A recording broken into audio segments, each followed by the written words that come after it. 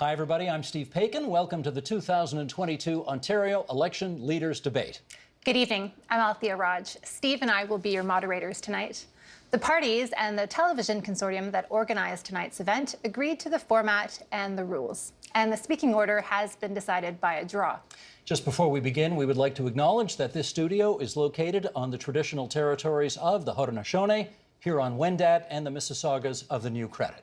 And with that, let's introduce the leaders according to their parties standing in the last Legislative Assembly. Tonight, we welcome Ontario Progressive Conservative Party leader Doug Ford, Ontario New Democratic Party leader Andrea Horwath, Ontario Liberal Party leader Stephen Del Duca, and Green Party of Ontario leader Mike Schreiner. And we're going to begin tonight with a 1-minute opening statement. Mr. Ford, please start us off. Well, good evening.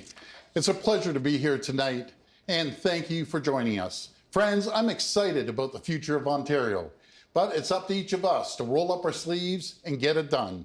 We're the only party with a plan to cut through the excuses. We're the only party saying yes.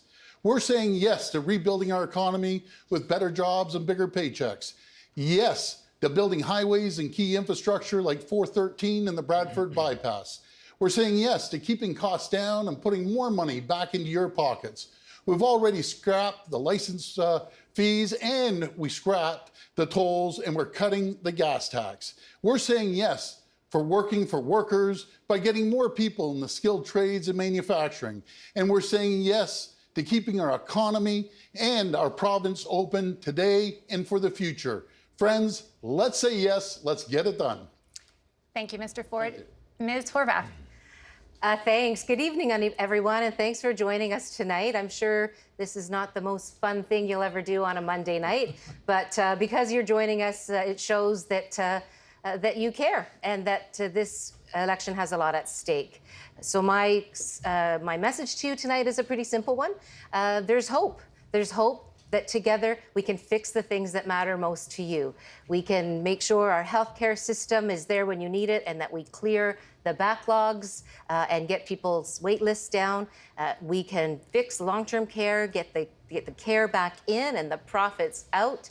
We can make sure everybody has a decent job, a job that actually pays the bills, and we can make sure that the affordability of housing and all of the other essentials are taken care of. We have a chance to do that this time around, and regardless of the last couple of governments, I know that together we can certainly make it happen. Take care of what matters to you. Thank you very much, Ms. Horwath. Mr. Schreiner. Althea and Steve, thank you for moderating tonight, and thank all of you for joining us. It is now or never to address the climate crisis. And that's why we need to stop Mr. Ford from paving over our future.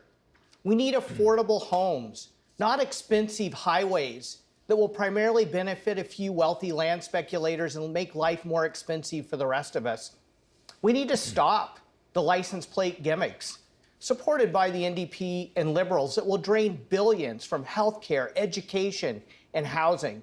We need new solutions to old problems so we can build a caring, connected, affordable, climate-ready Ontario, the kind of Ontario that protects the people and places we love in this province.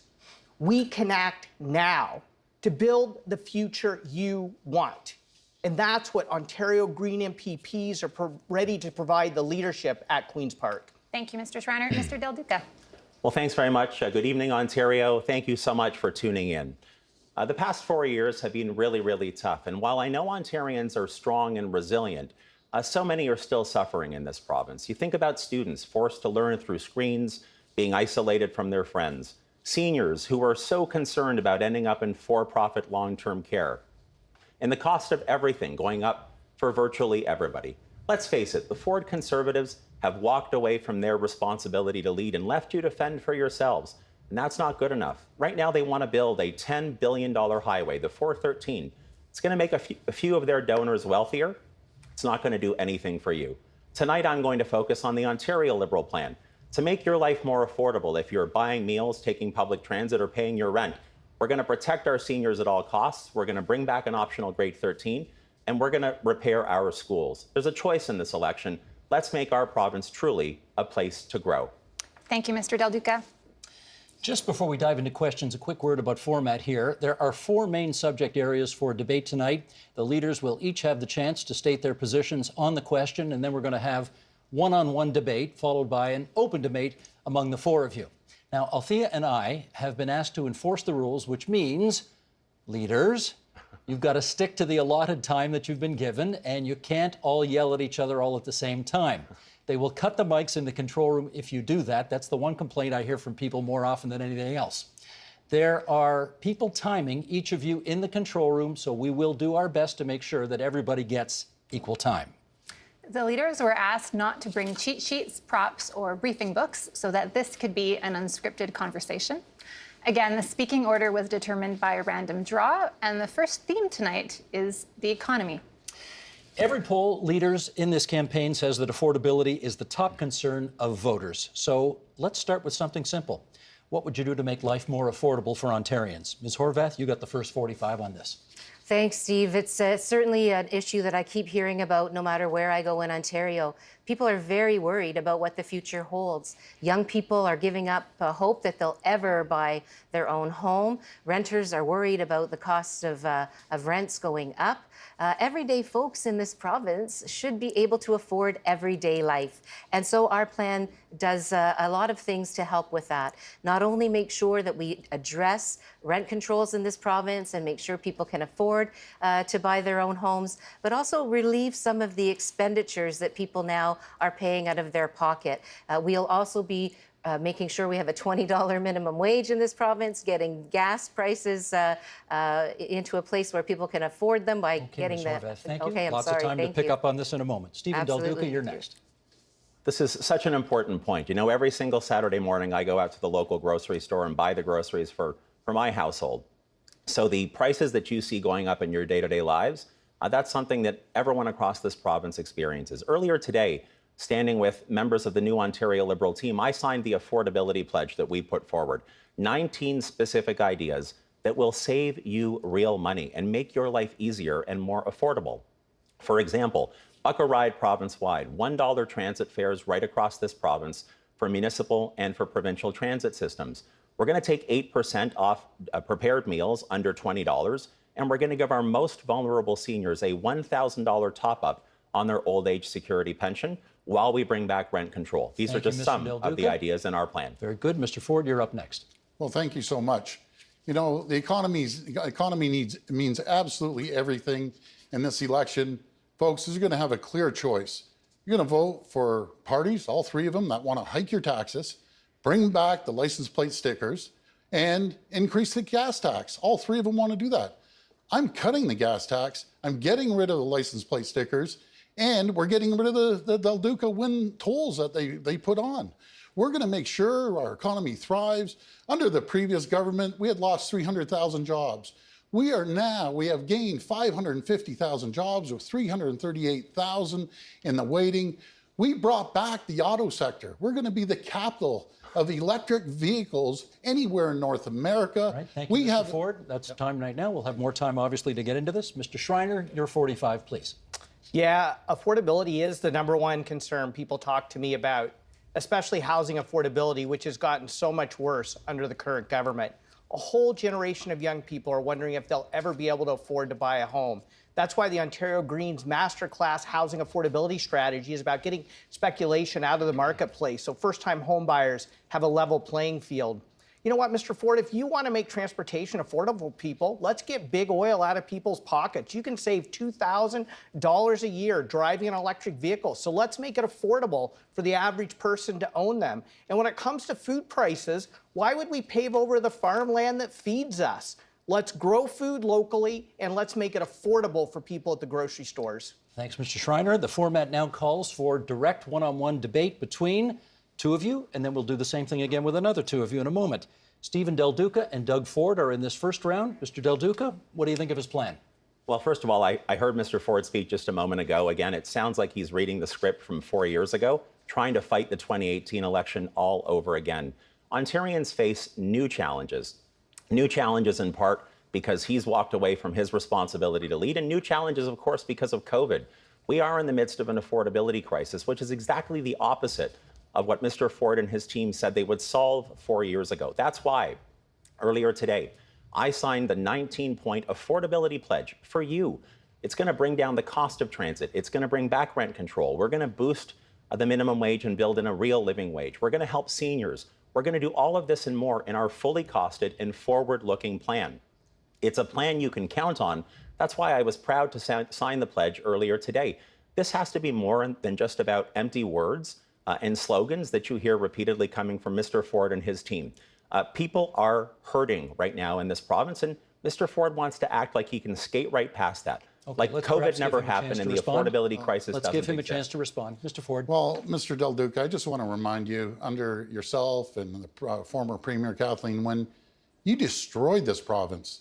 The economy was going downhill quicker than the Canadian bobsled team. It just continued going down. 300,000 jobs left this province. That's 300,000 people couldn't pay their rent, couldn't pay their mortgage, couldn't put food on the table because of your terrible policies. You want to bring back the license plate stickers, as you did, and you raised it every single time. You want to increase the tolls like you did before on the 412 and 18. You actually Check the pledge. It was your tolls. So OntarioLiberal.ca. and Check we're the going to pledge. cut, Mr. Del Duca. We're going to cut the gas tax. You're all in favor We're of standing hiking by the that as gas well. tax. You're in favor of the carbon tax. We aren't. Oh my goodness. We're the only the only party that's going to cut taxes, put more money back into your pockets. We're creating an economy that is thriving right now with 550,000 jobs and 338,000 in the waiting. All right, Mr. Del Duca, a word, Yeah, look, please. you know, there's an old saying in life: you're entitled to your own opinion, but not your own facts, Mr. Ford. And the truth of the matter is, you need to stop reading the script that looks like it came out of the fiction section. The people of Ontario are fed up with your slogans and your empty words. They want real action. People watching at home, you can go to OntarioLiberal.ca. You can see the 19-point affordability pledge. We're going to slash the cost of public transit. We're going to make it easier for you to buy meals. We're going to make it easier for you to pay your rent. We're going to boost the minimum wage. This is a positive plan to make sure going forward you have what you need. Last word to not Mr. more Ford, empty please. words from Doug Ford and his team. You said you want to do a buck a ride for the fares. 2 years ago, you were on the podium and you were saying it's dangerous to lower fares. So why don't Do you know why support you're my saying plan? it's dangerous? Because Why don't you didn't support my build plan? any subways Support whatsoever. we opened We're the subway building in subways, the Vaughan. largest Okay, friends, infrastructure. jumping in, that's our time for this Total round. fiction. That's Total our time. fiction. That's our time for this one-on-one. More to come, of course. We'll have another one-on-one now between Mike Schreiner and Andrea Horvath. And Mr. Schreiner, I think you get to go first. Take it away. What do you think of the NDP's plan?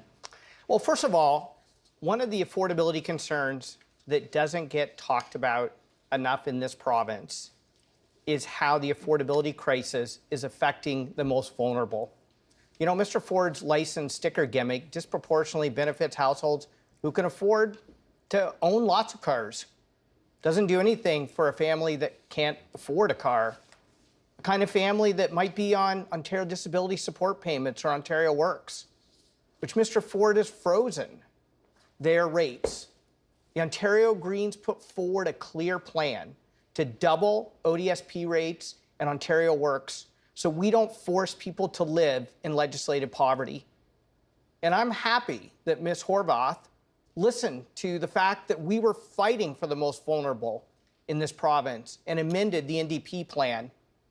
I encourage these other two leaders to do the same, because nobody, when we're in a cost of living crisis in this province, should be forced to live in legislated poverty. Right, You're, Ms. you're Horvath? absolutely right. You're absolutely right, Mike. And the best way to make sure that doesn't happen is by making sure that Mr. Ford doesn't get another term in office, because we've seen his record. There's no doubt that things were bad before Mr. Ford took office, but it's been 4 years and life's gotten harder for folks. It continues to get harder and harder.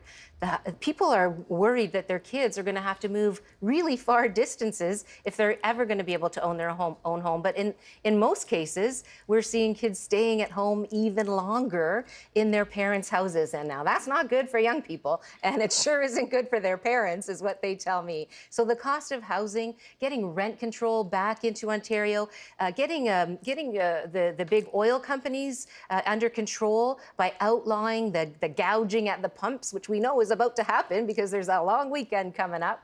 There's a lot of things we can do to relieve the pressure. Okay, Mr. Schreiner, but you we wanna have come to back make on that? sure that Mr. Ford is not re-elected first. When I knock on doors in this province, I don't care where I go in this province, housing affordability is the #1 issue people talk about. A whole generation are wondering if they'll ever be able to own a home. So many people not being able to afford their rent. That's why I'm so proud the Ontario Greens put forward what some have described as a masterclass plan in delivering the housing solutions we need in Ontario. Driving out rampant speculation because homes should be for people, not speculators. Building more supply without paving over the farmland that feeds us. I want to give Ms. Horvath a chance to comment on some of And these I'm things as well. happy that Ms. Horvath has amended her platform 3 times now to keep up with us on housing. Ms. Horvath. Well, again, the very most important thing is to get a chance to actually relieve the pressure on people and families. And so there's no doubt that Mr. Ford's cuts are only going to hurt more. We need to elect a government that's going to take care of the affordability of life here. Okay, thank you, you too. Althea. That wraps up the first one-on-one segment. So I'll next ask a question. You'll have 45 seconds each to answer, and then we'll open it up to open debate. The cost of building the proposed Highway 413 running through the Peel, York, and Halton regions is pegged at $10 billion. Is building a new highway the best way to spend $10 billion? And Mr. Schreiner, you can begin. Absolutely no. The $10 billion for the Highway 413 is fiscally irresponsible. It's a climate disaster. It will pave over 2,000 acres of farmland. Mr. Ford, do you understand the food and farming sector contributes $50 billion to Ontario's economy and over 800,000 jobs? Why would you put those jobs and that prosperity at risk to save commuters 30 seconds? We need affordable homes, not long, soul-crushing, expensive commutes. We should not be forcing families to drive until they qualify for a mortgage. Let's build livable, affordable, connected communities where people can live, work, and play close to home and close to the people they love. Thank you very much. Mr. Del Duca. So first of all, I said this in my opening remarks this evening. Highway 413 makes no sense whatsoever. It's $10 billion of your money. Your money, my money, Ontario's money that's going to be spent recklessly if Doug Ford and his team have their way. It's not going to help you at all. It's actually going to make some of his richest political donors even richer. I'm the only person on this stage tonight whose community is directly impacted because this proposed highway will run through parts of my hometown of Vaughan. I'm also the person who several years ago, when I was serving as Minister of Transportation at that time, saw that this was a mistake, a colossal mistake that you don't need. I stopped it the first time. Doug Ford and his team brought it back for the wrong reason. If I'm elected premier in a few weeks, I will stop it once and for all and invest that money in building new schools and repairing schools everywhere. Thank you very much, Mr. Del Duca. Ms. Horvath. Thanks very much. For some time now, the NDP has been clearly stating our opposition to the 413 and the Bradford bypass, and we're going to stick with that position. We're not going to flip-flop, as Mr. Del Duca has done, because the 413 is the wrong thing to do. It paves over farmland, it paves over the greenbelt, it takes chunks out of the Holland Marsh, and what we don't need is more massive highways to mansions that nobody can afford. We need to make sure housing is available, starter housing, particularly in communities across our province. And my question to Mr. Ford is, why are your developer buddies more important than making sure people can have homes that they can actually afford in their communities? Thank you very much, Ms. Horvath. Mr. Ford. Well, the question is, it's costing us tens of billions of dollars a year being stuck in traffic. And the people in Vaughan, in Caledon, in Brampton, they want the 413. Matter of fact, Mr. Del Duca, it was one of your candidates that went out there and they're promoting the 413. So I'm not too sure if you're agreeing with your candidate when they said the 413 or not. Check with the council. Folks, we have 2.5 million people coming to this province over the next few years. We need places for them, number one, to live. We need transportation to get from one point of the province to another, making sure goods are flowing. But you're going to save a half an hour each way. That's an hour that you get to spend with your family. We are going to build the 413, the Bradford bypass, and many other highways. Thank you very much, Mr. Ford. And now we'll kick it off for open debate. And perhaps this would be a good time to talk about housing affordability as well. Mr. Del Duca, you get the first word. Sure, fantastic. Thanks so much. So a couple of things. One is I'm not sure respectfully where Ms. Horvath got the issue regarding flip-flopping. I've been very clear on this since my time as Minister of Transportation all the way through. Here's an interesting thing Mr. Ford likes to ignore. Most of the municipal councils in the affected communities have now changed their position on his reckless highway. I'll also point out that the independent panel that I struck to review that highway many years ago actually reported, as Mr. Schreiner said earlier, that only a small handful of commuters would save literally seconds. Here's what an Ontario Liberal government will do with your money, those $10 billion. We're going to build 200 new schools across this province and repair 4,500 others. We're going to make sure that windows in your kids' classroom can open and close. Del Duca, We're going to make sure that the air that your kids breathe, my kids and your kids breathe, the air that your kids and my kids, Mr. Del Duca. respectfully, if I could just finish my sentence, the school backlog of repairs was $15.8 billion. we're going to build 200 new schools and 4,500 schools that will be repaired. And I'll also just point out, as has been said by others so far, that we have a plan to slash transit fares down to $1. That's going to take an estimated 400,000 cars off our roads, a much better investment for you at home than Doug Ford's reckless Highway 413. So Okay, I'd thank like to you. talk Yes. a little bit about rent controls. I think that was your question, was it not? About rent controls? Housing affordability. Affordability, housing affordability. Well, so here we are in 2022, and rent controls came off under the Harris government. And then, of course, unfortunately and disappointingly, 15 years in office, and the Liberals didn't choose to bring them back. We did. And now we see what's happening.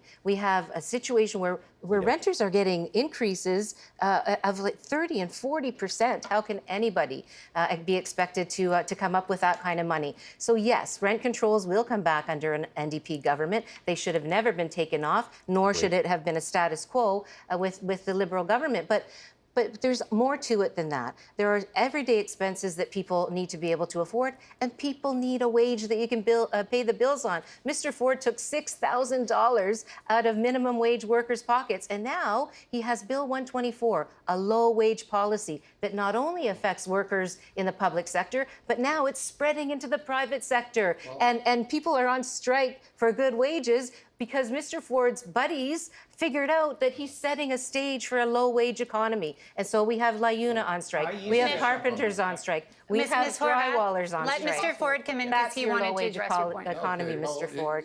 You know something, I appreciate your comments, but they're totally inaccurate. We're the only government. We had more housing starts than we've ever seen in 30 years. Nobody We've can had afford the more housing. rental starts than we've ever seen in 30 years.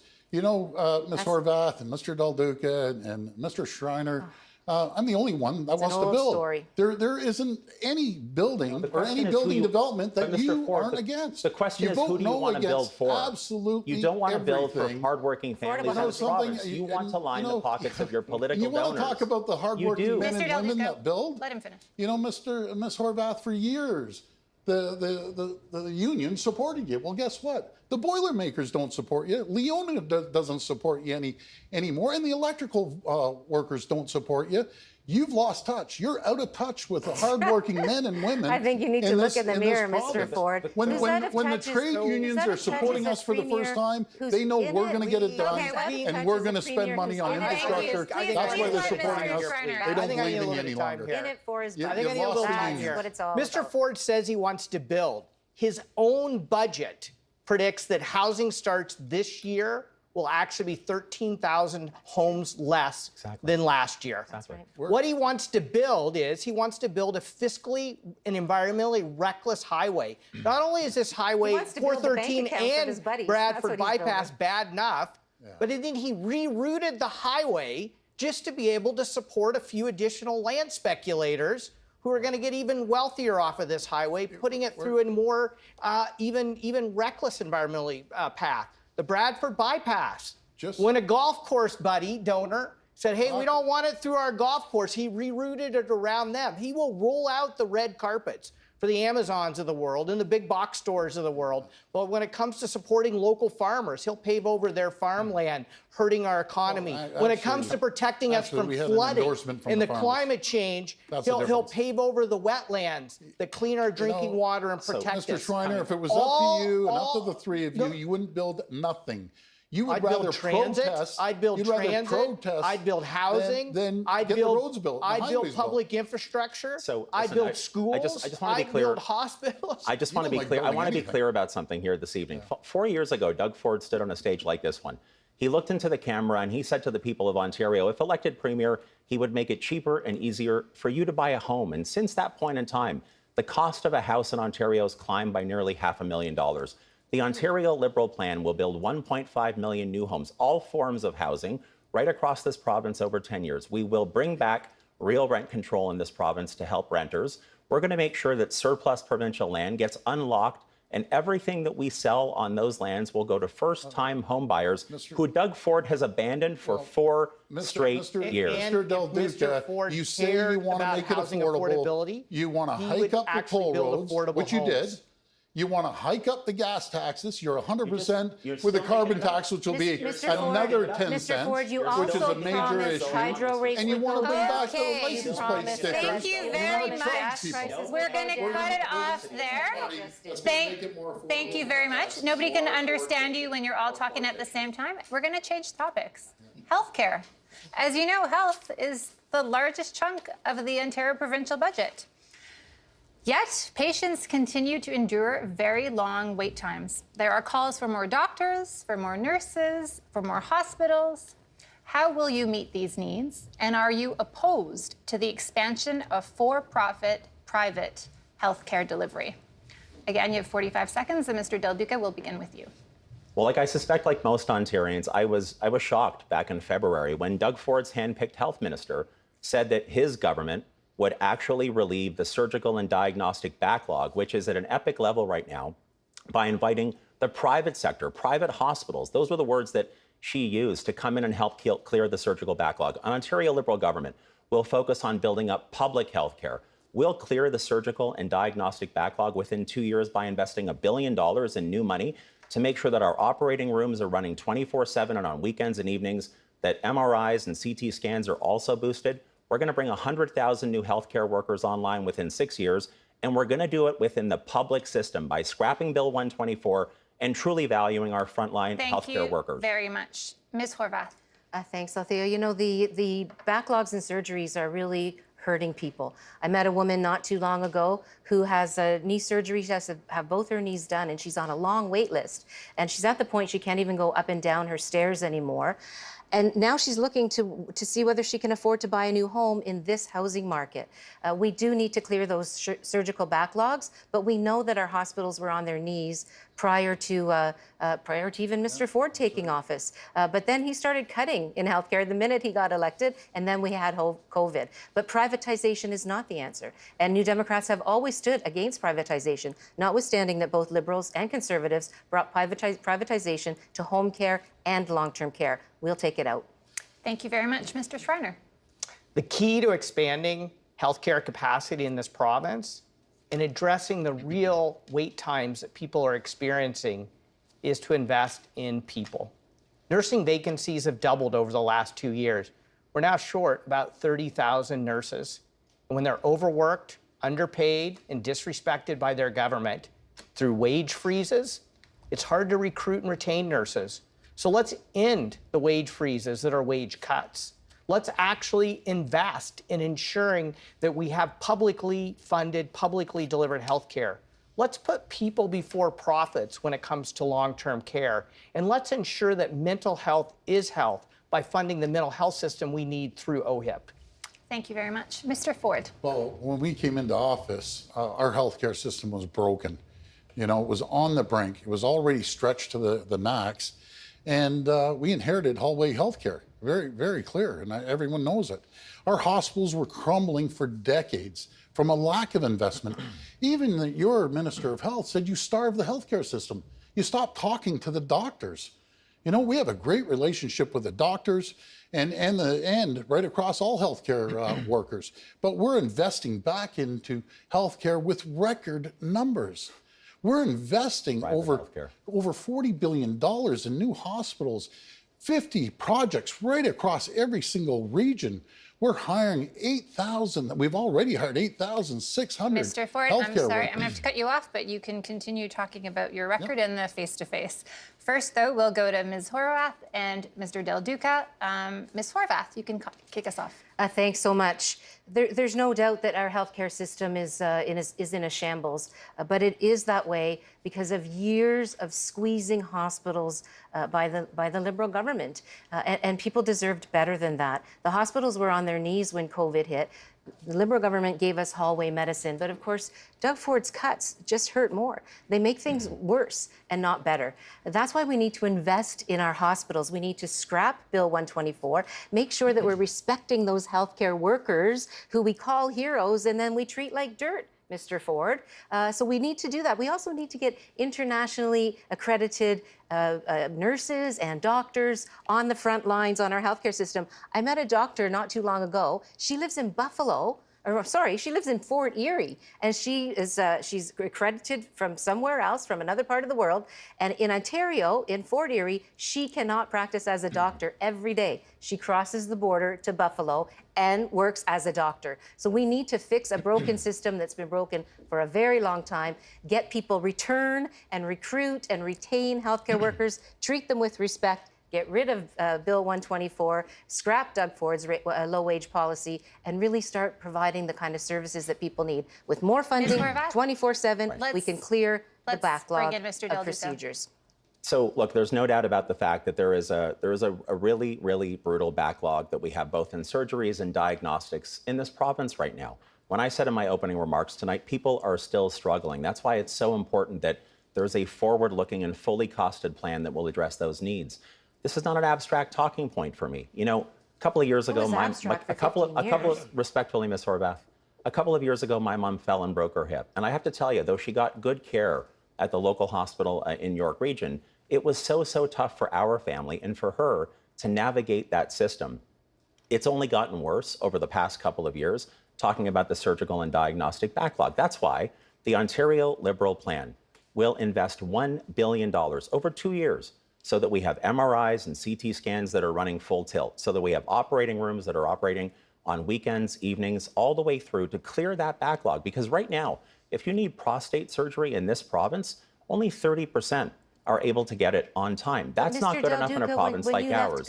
We have to repeal Bill 124. For all kinds of procedures. Again, Ms. Horwath, respectfully, we're not here tonight to fight the 2018 election all over again. There are new challenges facing people. You left a wreck behind you, and you have to step up and take some responsibility for that, Mr. Del Duca. There are new challenges facing Where were you when all these decisions were being made? Were you out getting a coffee at the cabinet table? Respectfully, there are new challenges facing Ontario because of how the Ford Conservatives walked away from their responsibility. I would rather that we would find a creative way to repeal Bill 124 to make sure internationally educated nurses and doctors are brought online. I'm sorry. No problem. We're going to give Mr. Ford and Mr. Schreiner a chance to debate now. Mr. Ford, you may begin. Well, as we're building the healthcare system and hiring thousands of doctors and nurses and PSWs, Mr. Del Duca, propped it up by the NDP and Ms. Horwath, you fired 1,600 nurses. Why is we're hiring thousands. With you? Mr. Del Duca. Why is it private education and private health care with you all the time? I know the truth really hurts, but you fired 1,600 nurses. Every region of this province is getting a new hospital. There's 50 new projects happening right across this province. Yeah. We're also paying for the nurses' tuition fees and for their books if they serve in underserved areas. We're taking care of them. We made sure the nurses got a $5,000 retention pay, which is, on the average, 7.6% increase. We've given the PSWs $3 permanent increase. And that far exceeds what your government did, Mr. Del Duca, propped up by the NDP. You want private healthcare. We are actually building the healthcare system that we need for the future and hiring more nurses. We have 720 doctors coming online. That takes care of 750,000 patients. We're building a med school out in Brampton. We haven't seen a med school in decades, but we're building a med school to make sure that we get more doctors into the hospitals. Forgetting about the Northern Ontario Mr. Del Duca, you had your chance. Let's bring in Mr. Schreiner. Mr. Ford, have you talked to a nurse lately? Exactly. Have you talked to a nurse about how disrespected they feel, how overworked and underpaid and underappreciated they are, how insulted they feel being called heroes and then essentially having their wages cut by having them frozen? Mr. Ford, if you want to build capacity in our healthcare system, you have to make sure you invest in the people who deliver that care. And nurses are the backbone. They deserve to have Bill 124 gone. They deserve to have the opportunity to negotiate fair wages and fair benefits. You know, even their mental health care benefits were frozen because their entire benefit package was frozen. Have you looked somebody in the eye who lost a loved one in long-term care and explained to them that $171 million of money drained out of our long-term care system into the private pockets of shareholders at a time when people were scrambling for PPE, when seniors were trying to get access to vaccines, when PSWs were desperate to have a little bit of support to care for people and save their lives? We are better than this as a province. We can put people and care before profits. That's what it means to have a publicly funded, publicly delivered, public healthcare system. Care, people first. Do you want to have 5 seconds Well, left I to have respond? 5 seconds to respond. I don't know where you're getting your figures. We're building new hospitals. They want to work in a clean environment. There's hospitals that were 80 years old that were crumbling. They want to work in a clean environment, and we're building the hospitals You to need make people sure to they're work in taken those care of. hospitals. Thank you Mr. very Ford. much. Thanks Nurses, to all of you doctors to work in the hospital. Thank you. Leaders, let's continue on the theme of healthcare here. And I want to ask you what the most important lesson you learned was as it relates to healthcare during the pandemic, which would improve things going forward now that you have that knowledge. We have brief opening statements and then four-way debate. Mr. Ford, you get the first kick at this. Well, I'm going to answer your question straight up. That was the most challenging time of my entire life as Premier. And I don't wish that on any Premier or any administration in the future, as we inherited an absolute broken system in long-term care from multiple governments. It was a challenge. Did we get everything right? No, we didn't get everything right. But I'll tell you, every decision I made was with the best intention, with the best medical advice I could get at the time. But we're going to fix the system. We're fixing it right now until no other Premier, no other administration has to go through what we had to go through. You know, there were challenging times, but I'll tell you, I'll make sure that never happens again, ever. Thanks, Mr. Ford. Mr. Schreiner. We need to make sure that we're adequately prepared for the next crisis, whether that crisis is a pandemic, whether it's the climate emergency, whether it's some unknown crisis that's bearing down on us. And that means investing in people, making sure our care providers are adequately and fairly compensated. It's making sure that the most vulnerable are protected. You know, one of the reasons so many doctors say that we should be writing prescriptions for people, for them to access housing or food, is because the most vulnerable who don't have access to housing or food actually put the most pressure on our healthcare system and bore a disproportionate burden during the pandemic. We need to invest in them. Thanks, Mr. Schreiner. Mr. Del Duca, you're up. I think the most important lesson that every leader should have learned during COVID, in particular in healthcare, is that you have to follow the science. You do have to listen to the medical evidence, especially when you're dealing with a public health crisis. Now, everybody watching at home knows that in February 2021, when the science table told the Ford Conservatives don't reopen so rapidly and they ignored it, that made subsequent waves of COVID dramatically worse for Ontario families. And then when he scrambled, he decided he wanted to close playgrounds and give police more powers for carding that bore no relation whatsoever to the challenge that we faced. Yes, we need to get to the bottom of why this province wasn't prepared for sure, but the way to go forward in a responsible and thoughtful way when you're dealing with healthcare crises is to listen to the science and follow it Thanks, in a Mr. thoughtful Del way. Duca. Andrea Horvath, your time. Thanks. Whenever I think about what happened during the pandemic, I think about long-term care and the absolute tragedies that took place there. I think about people like Kathy Parks, who was traumatized by the death of her father in a private long-term care home, for-profit long-term care home, who basically refused to give him the care that he needed. Lots of families watched as loved ones, as the armed forces showed us when they arrived, dying in long-term care homes of malnutrition and dehydration. Our seniors should have never gone through that, nor should our government have sued, had put a law forward so they couldn't sue and get justice to protect their buddies in private long-term care. Thanks, Ms. A lot more to Horvath. say about this. Okay, we have 5 minutes now of open debate. Mike Schreiner, you get the first kick at it. I want to talk about the fact that we need new solutions to old problems when it comes to our healthcare system. We need to invest in people, investing in the people who provide care, but also investing in the people who need that care. The biggest driver of stress on our healthcare system is actually poverty. It costs our province $33 billion a year. There are literally doctors and nurses saying we should be writing prescriptions to address poverty if we want to take pressure off of our healthcare system. Let's talk about housing. University Health Network says we should be writing prescriptions for housing because one of the biggest drivers of people going to hospital is they don't have safe or affordable housing. So let's talk about ways that we can prevent illness and promote health by do that right now. investing in Let's people. do that. Yeah, sure. 1, 2, 3. Go ahead. So as I was saying earlier, look, when you go through the kind of public health crisis that we have, in addition to listening to the science, you need to know that, as has been mentioned earlier, mixing the private sector and care, in particular elder care, is wrong. But we also see that with Doug Ford and his team and how they want to clear the surgical backlog. On our Ontario Liberal plan, we'll invest $1 billion over 2 years to clear that backlog. We're going to bring on 100,000 new healthcare workers. We're going to repeal Bill 124 so nurses and personal support workers get the support and the compensation that they deserve to have. We'll continue to invest in physical buildings, including expanding community health centers, building 15 new CHCs right across the province of Ontario. Ms. Horvath, but you it really okay with does all boil that? down to public You okay versus with all private. that, with this checklist? Doug Ford, who prioritizes private all the Here's what I time. think that we should be thinking about when it comes to our healthcare system.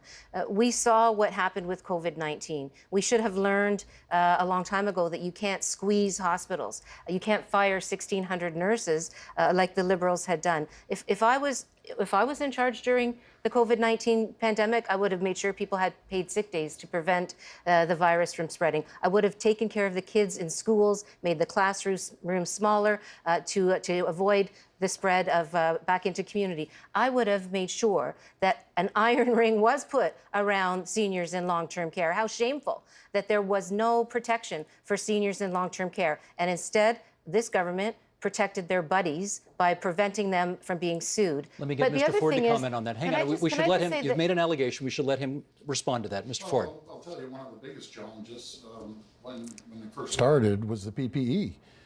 Mr. Del Duca, you left the cupboards empty. I'll never forget it. Them calling me up and saying we have 5 days of PPE because the Liberals didn't restock it. And right away, I gave a shout out to industries, and within 2 days, 26,000 companies came online on our portal.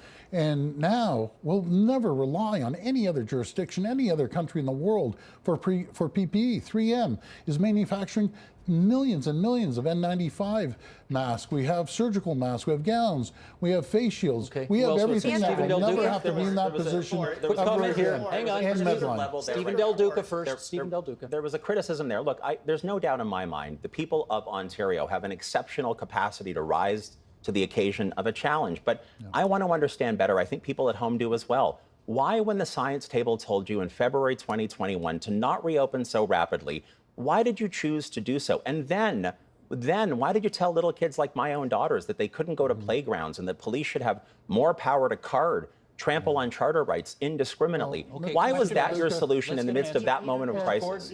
Why? Why then? Why Mr. then? Del Duca, as I said earlier on, folks, was everything perfect? No, it wasn't perfect. But if there was an issue, I'll get up there. I made the change. I apologize. But Playgrounds and let's police. just talk about that Playgrounds for a minute, and police. Mr. Del Duca. For 2.5 years, literally 24/7, I was working on this pandemic. It's easy to sit back from the sidelines when you didn't have to make the tough decisions that I had to make and criticize.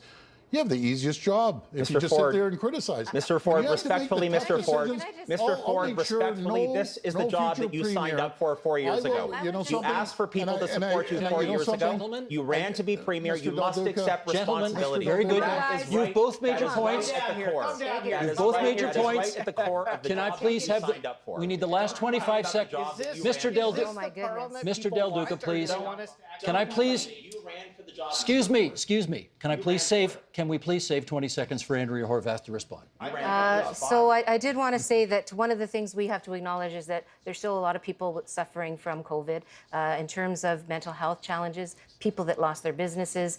Mr. Ford got the calls from Walmart and they did well, but small businesses lost a lot. People lost loved ones. We have to take care of folks' mental health in this province, and then we have a plan to do exactly Okay, that. that's With healthcare? mental health through your OHIP card, not That's your credit healthcare. card. Now we got to talk education.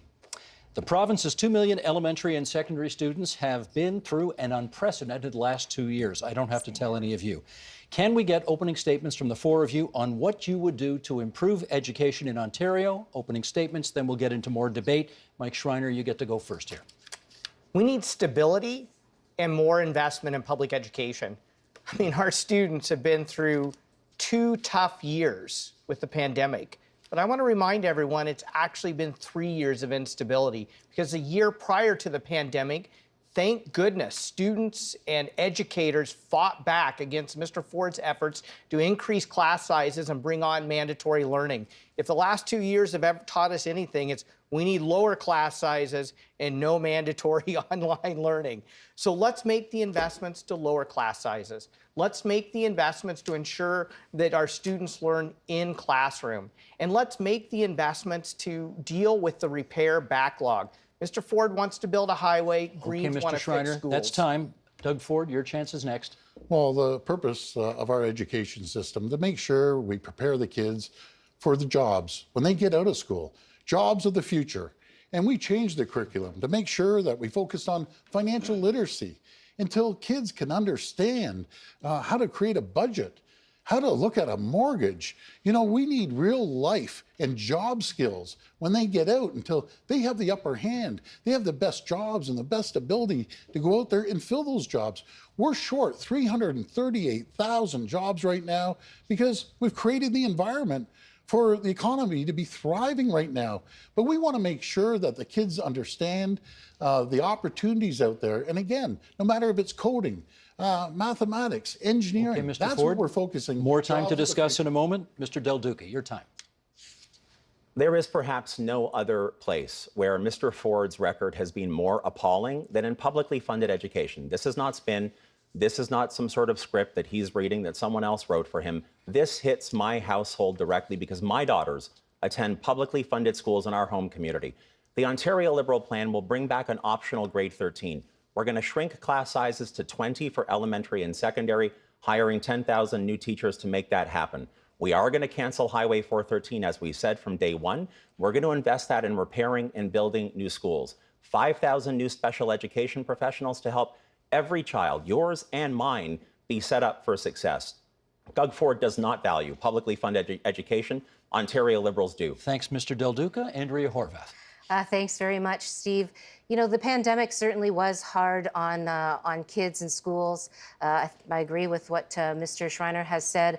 But let's face it, there were cuts to education before the pandemic hit. Mr. Ford was firing 10,000 teachers to the point it was so awful that kids were actually protesting outside of their own schools. There were 20,000 kids on the lawns of Queen's Park to try to save their public education system from this premier. And kids deserve so much better than that.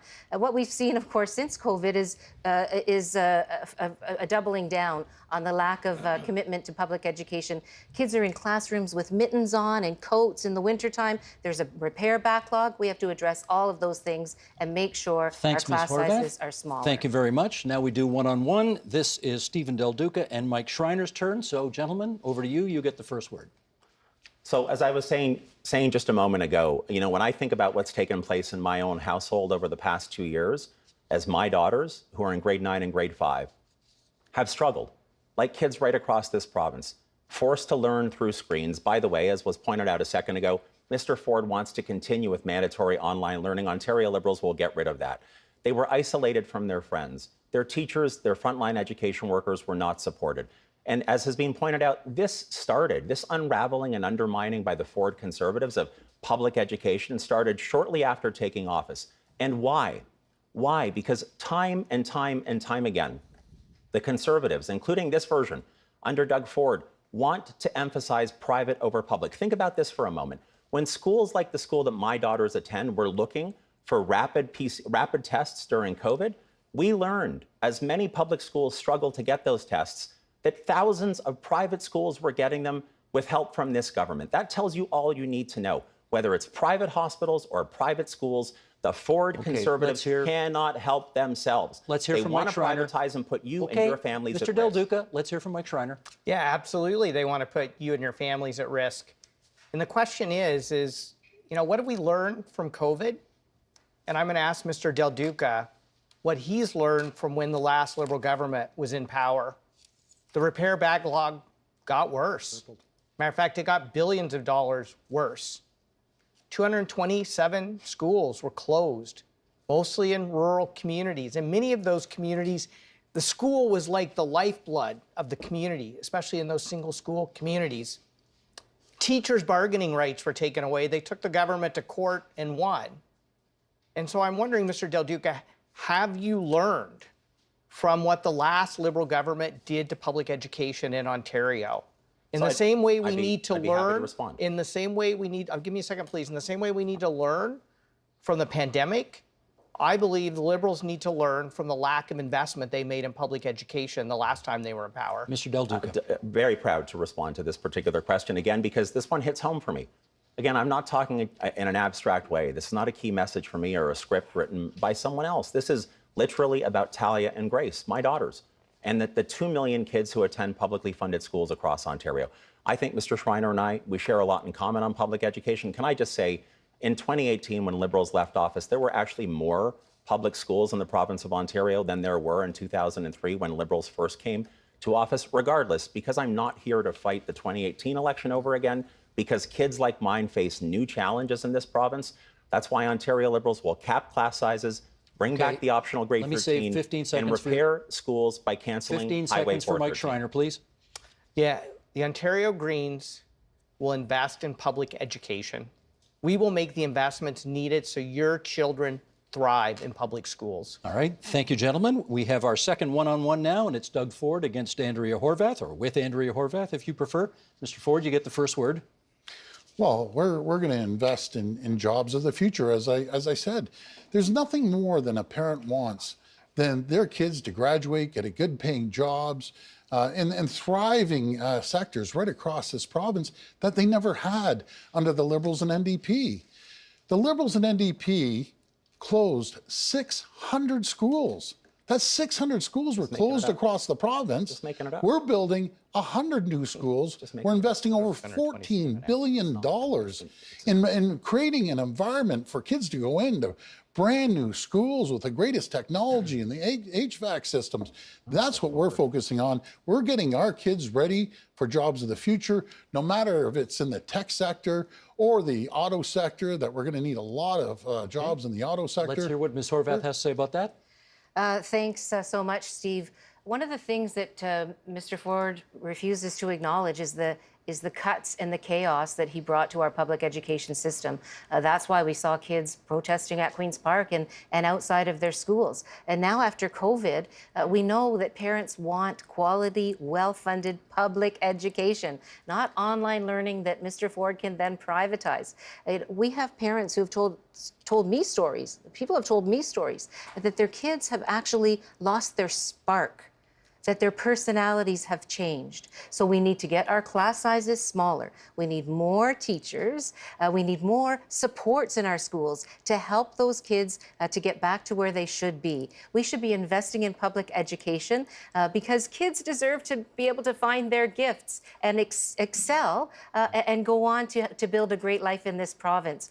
Yes, there's one thing I agree with Mr. Ford. SHOP needs to be back in our schools, but it needs to be back in our public school system, not privatized so that your buddies can make some money off of it. Mr. Ford? Well, we've invested. I'm glad we're agreeing on skilled trades even though any of the trade unions don't support Ms. Horvath because they don't believe in her. They don't believe in the Liberals.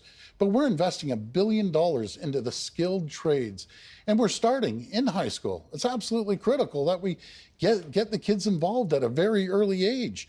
And on the funding side, we're hiring 3,000 new teachers this year alone. We're increasing spending by $600 million, and we're up 9%. This is their time. And This we're is up their time. 9% from when the Liberals were in power.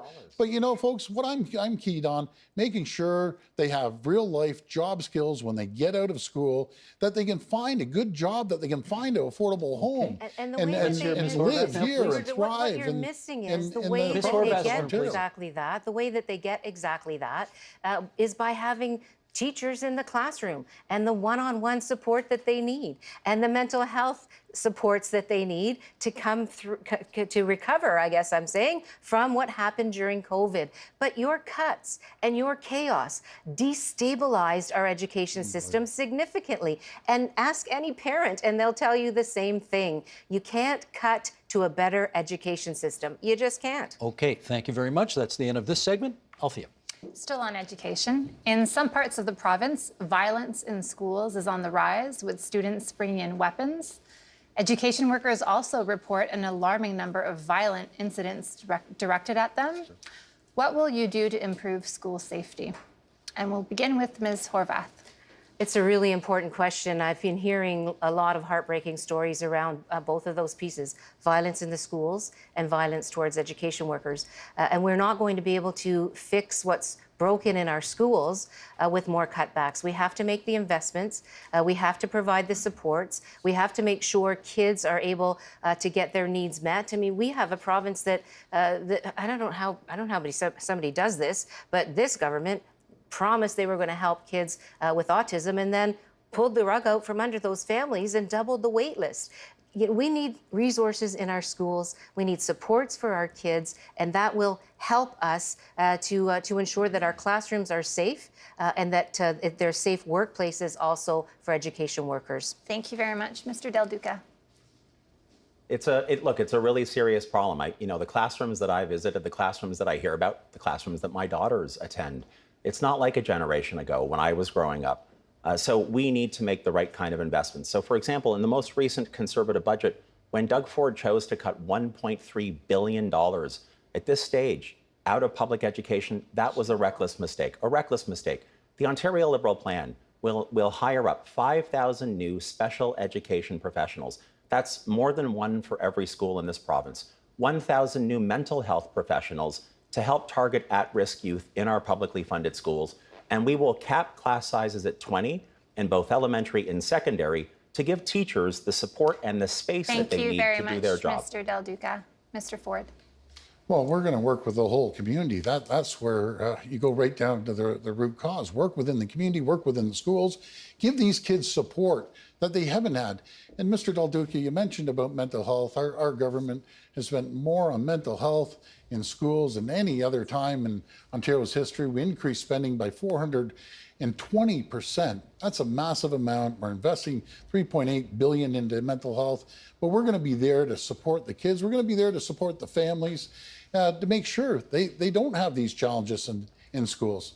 We're going to make sure we invest the proper amount of money to help the schools and the families and the communities. Okay, thank you, Mr. Ford. Mr. Schreiner. Yeah, I just don't see how cutting $1.3 billion from the education budget invests the kind of money we need to invest in schools. I've heard from so many teachers, and I've also heard from so many desperate parents whose children need support. That's why we need to increase funding for educational assistants and those who work with children with special needs. And I want to say to Mr. Ford, when it comes to mental health, 28,000 young kids on a mental health wait list in Ontario right now. Average wait time is 18 months. Sometimes it's as long as 2.5 years. I met a young person the other day who was on suicide watch and had to wait a year to get help. Ontario Greens will make a commitment to reduce those wait times to 30 days. Thank you very much. We now move on to open debate. And Ms. Horvath, you can kick things off. Thanks, and this is something, of course, that we've also committed to, because it shouldn't be the case that young people can't get the mental health supports that they need. But that has been a long time problem in our province. I met a young person in Paris, Ontario, in the riding of Brant just last week, and he told me a heartbreaking story of being bullied at school, and he didn't get the help that he needed. And he didn't get it as he was a teenager, and he didn't get into young adulthood. And 2 years ago, he attempted death by suicide.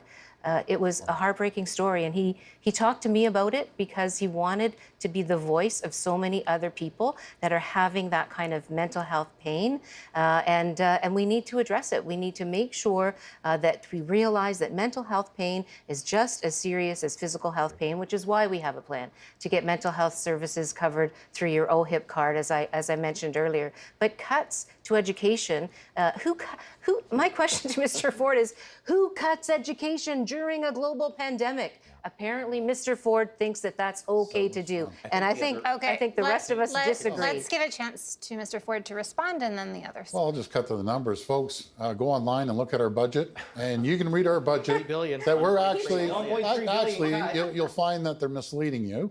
And you're going to find the facts are that we're spending 9% more, a $26 billion budget.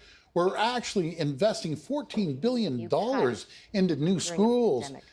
Building 100 new schools, but we're geared on making sure that we're preparing the kids for jobs of the future, no matter if it's the tech sector, as I said, or the automotive sector, or every single sector out there is hiring, because we've created the environment for the economy to thrive and prosper and grow. And when the economy thrives, prospers, and grows, so do communities.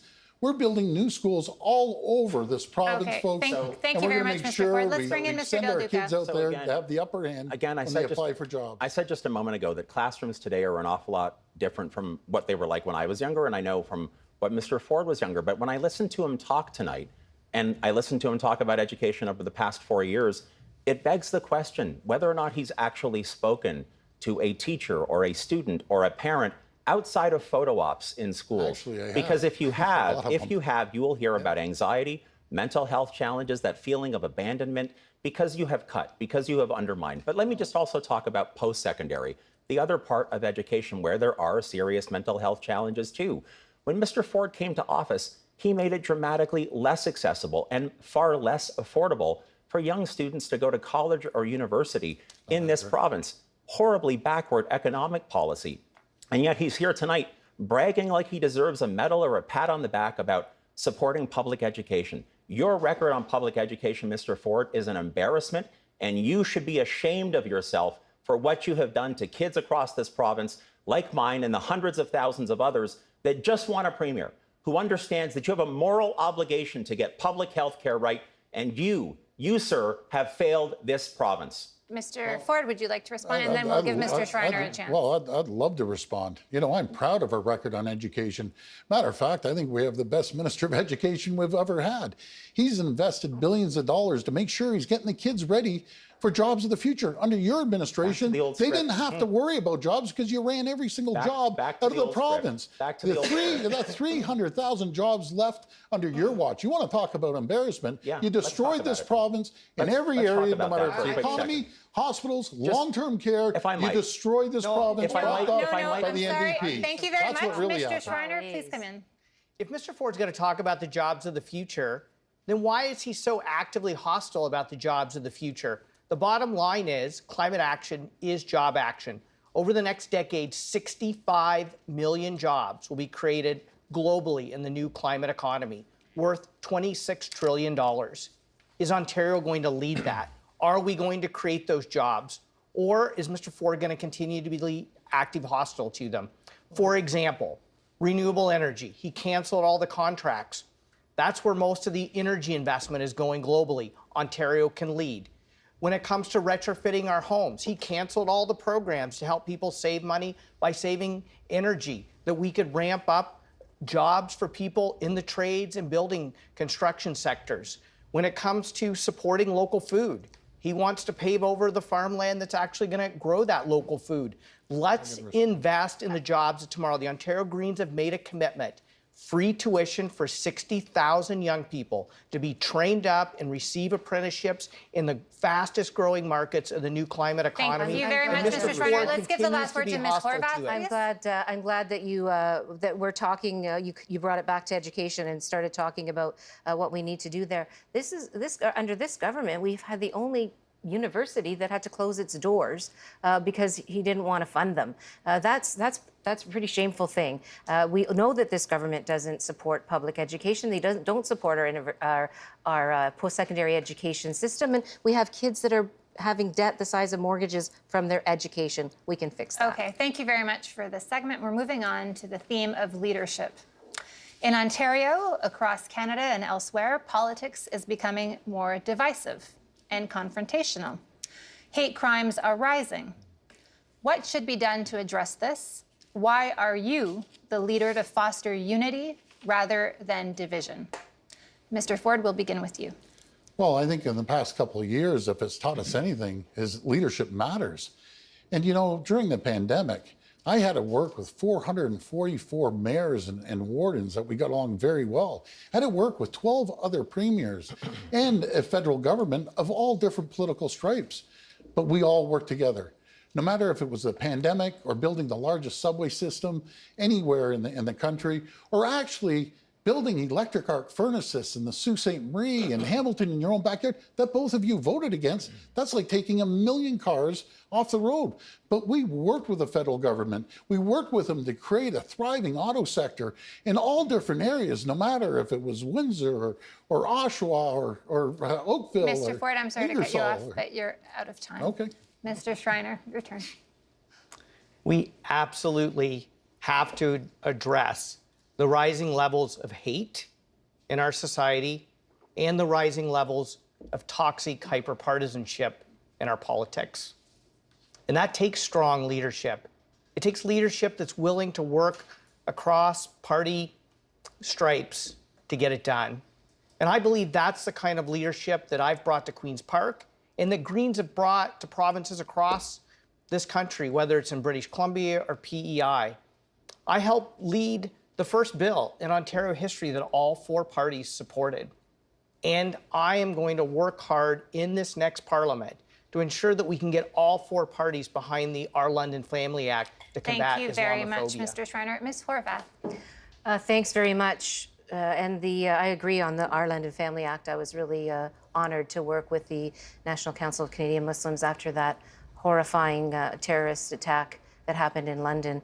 I don't know why the current government or why Mr. Ford's government decided not to support that legislation, but we need to take seriously the rising hate, the Islamophobia, the anti-Semitism, the anti-Black racism.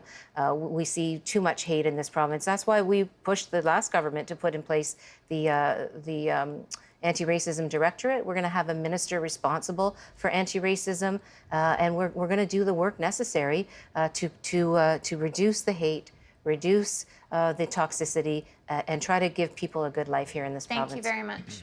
Mr. Del Duca. Well, thanks so much. One of the most important responsibilities that a premier has in our province is to work hard to unify all regions, all peoples, and frankly, even all political parties. During this pandemic, I tried my best to lead by example. I reached out to all 3 of the other party leaders on paid sick leave, on the vaccine certificates and mandates, and on dealing with what we saw in terms of the Omicron variant and how it was impacting our hospitals. I will say, Ms. Horvath and Mr. Schreiner and their teams participated. Every time Doug Ford and his team were invited to actually be collaborative with us, they chose not to. An Ontario Liberal government will pass the Our London Family Act. We will appoint a standalone minister for anti-racism, and we will work across party lines to deliver real progress for you. Sorry to cut you off, but we are now entering the face-to-face between yourself and Ms. Horvath, and you can begin. Well, as I was just saying a second ago, I think it is so critically important to make sure that you do find creative ways to work across party lines. We saw some examples of that over the past 2 years. I will say that it was a missed opportunity that Mr. Ford and his team did not invite the opposition leaders into more discussions to play a constructive role. I think in my time as leader of the Ontario Liberal Party, there were 2 meetings that took place. I think we need to see more of that. I think about the climate crisis. Part of our plan is to make sure that if elected June 2nd, we will appoint a multi-party committee of cabinet on the climate crisis to make sure that we are prepared and to make sure that that issue, which truly must transcend partisanship, is actually dealt with in the most collaborative way. So bringing unity to the province, having a standalone anti-racism directorate or a minister responsible for the anti-racism directorate, and bringing people together is something that is core to Ontario Liberal values.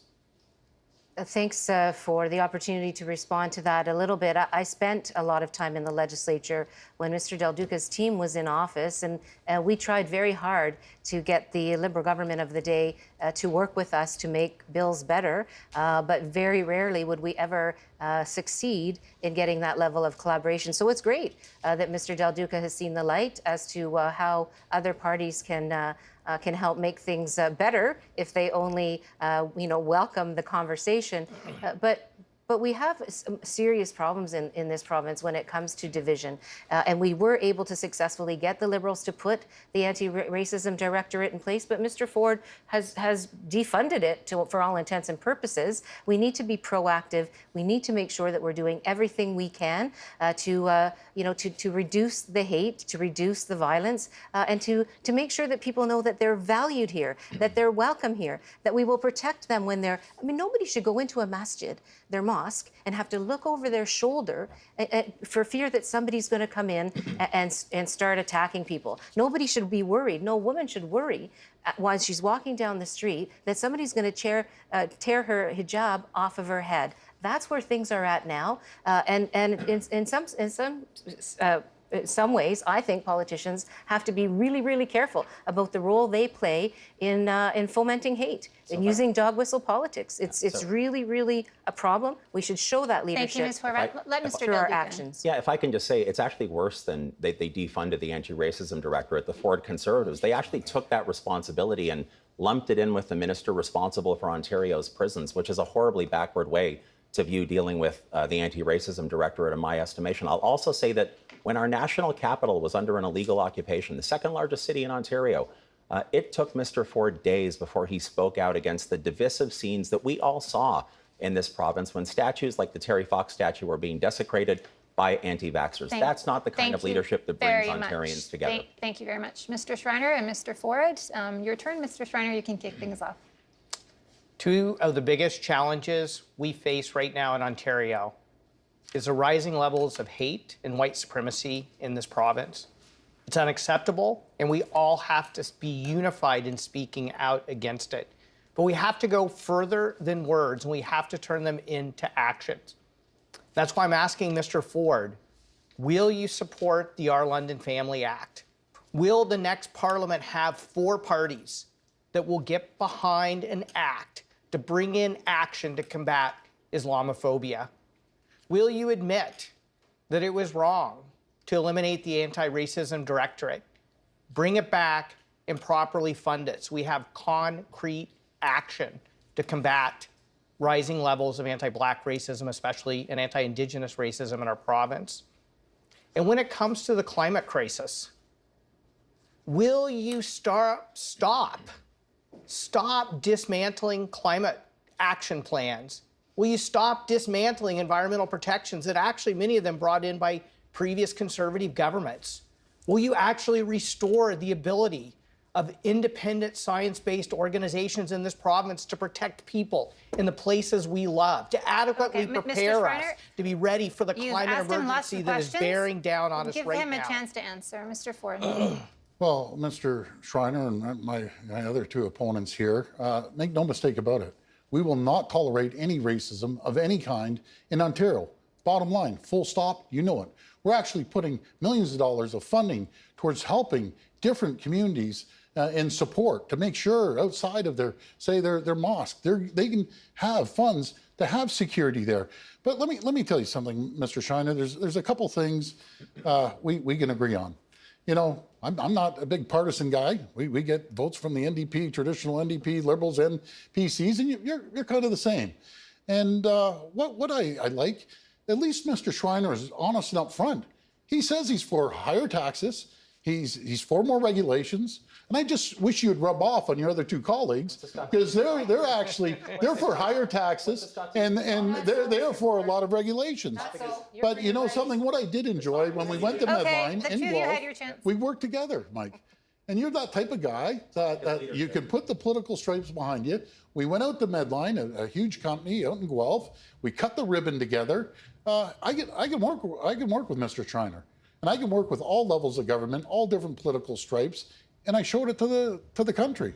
And I have a great relationship with 12 other premiers, great relationship with the federal government, But I think and a the great question was relationship about with 444 Yeah, this isn't the municipalities. question. It's not about all your due relationship. And under the rubric of leadership here, I know there are people watching us right now, and I want to come at this from a fiscal point of view, because we've seen all your platforms, and you are all pledging to spend billions and billions more than what's coming into the Treasury in revenues in an extremely buoyant economic time.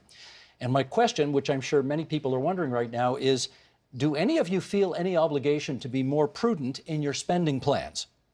Okay, 45 seconds each, then open debate. Andrea Horvath, you get to go first. Thanks very much. I want to let the people of Ontario know that we will not raise taxes on middle income and low income families because we know that you're hurting.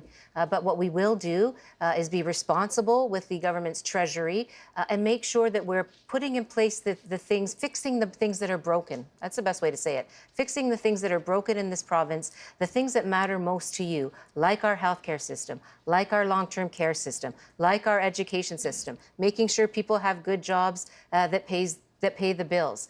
These are things that people need to know that a government is there for them to address. I stand with everyday people before elections, during elections, and after elections, and I will continue to do that. Thanks, Ms. Horvath. Doug Ford, your turn now. Well, unlike the other three parties, I'm a strong believer in putting money back into people's pockets until they can go out and spend it and stir up the economy. There's 550,000 more people paying taxes now than they were under the Liberals and NDP. We'd lost 300,000 jobs. We want more companies to come here. As I said earlier, when companies come here, everyone thrives and prospers. There's an opportunity to get a job in every single sector.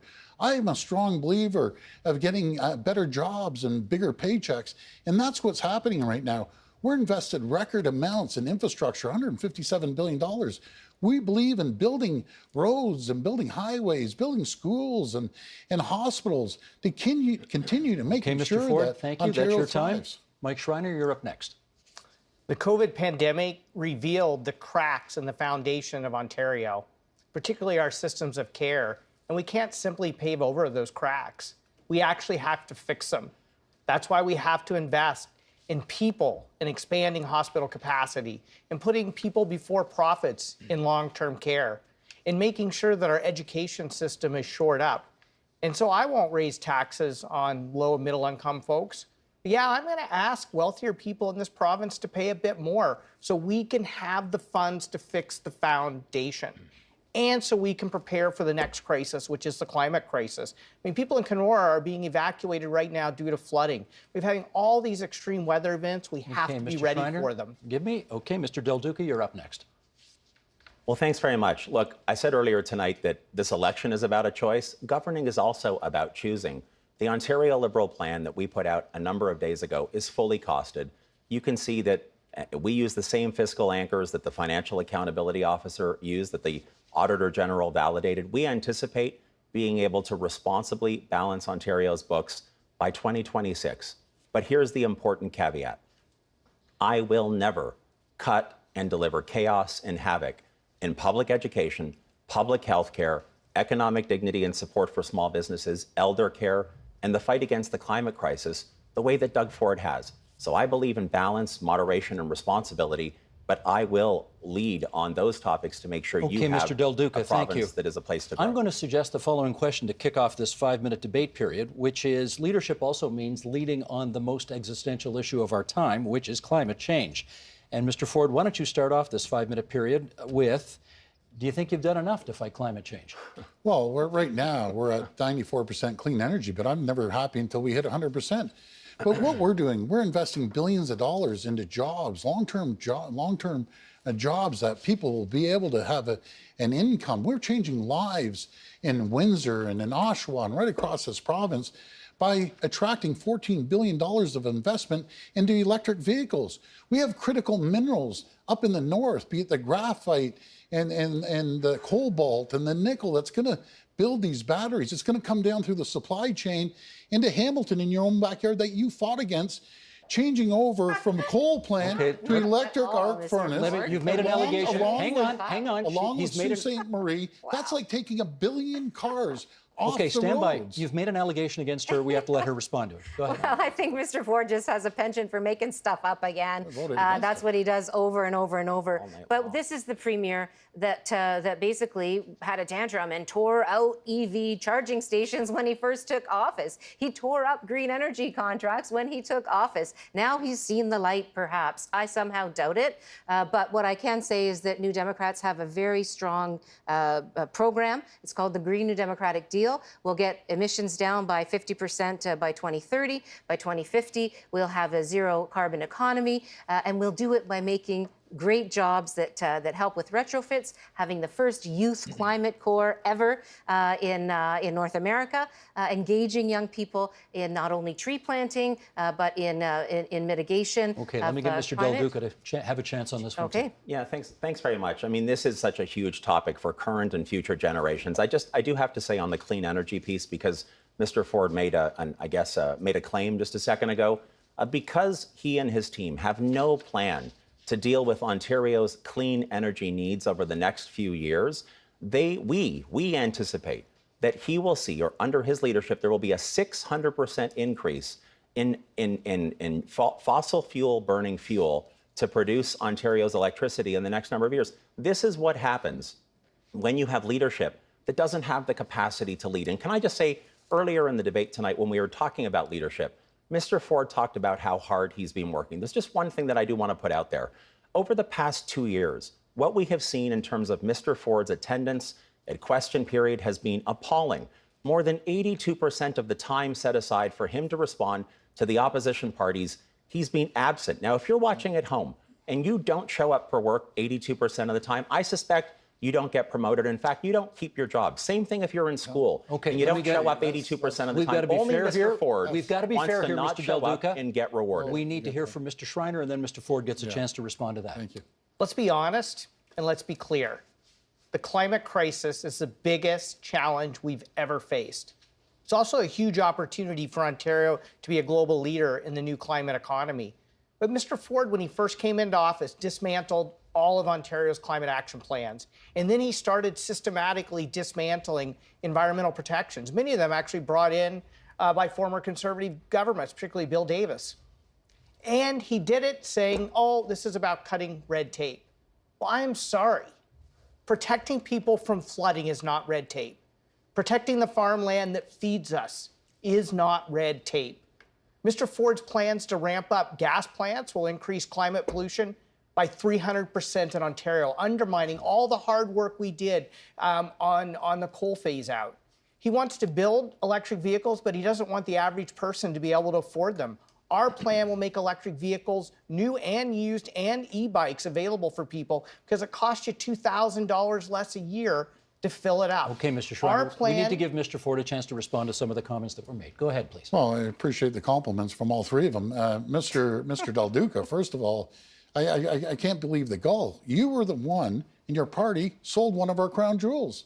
You sold Ontario Hydro. Hydro won. 82%. You know something? You drove up hydro rates to the highest rates in North America. I'd like to respond. You drove out 300,000 jobs. Yeah. We're creating more jobs, put more money back into people's pockets.